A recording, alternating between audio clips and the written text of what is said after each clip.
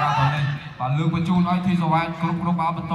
បាទសវ៉ែនឲ្យរហ័សរីបាល់នេះក៏សវ៉ែនបាទកឹបបាល់ត្រឡប់ឲ្យធីសវ៉ែនបញ្ជូនមកឲ្យបងច័ន្ទរតទៅលើឲ្យបងសាមនីឱកាសបងសាមនីកាត់ត្រនេះចាប់បាល់កន្លងបាទចេញមកក្រៅក៏អនុញ្ញាតគ្រប់មានសួរទៅកាន់វត្តមានបងបងទស្សនាបកាស្គាល់លើเพจបាទសុខសាន្តស្ពតផងវិទស្សនានិង share ទាំងមួយផងបាទការប្រគំទិភាពបកគូពិសេសបាទជំនួបរវាងពូស្រីសុខភាពប៉ាមួយនៅខ្មែរខេមរៈអេសវ៉ែនបាទឬការប្រគំនោះគឺបាទថា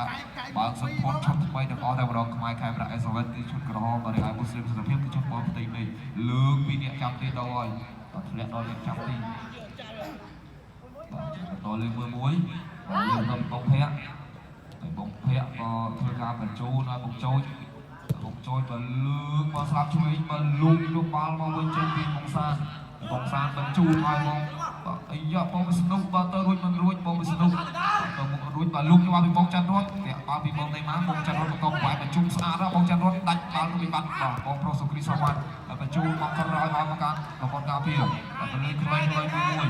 បងសុគ្រីសវ៉ាន់បញ្ជូនត្រឡប់ក្រោយទៅណាទៅណយអូល្អពីបងខលហើយបាទ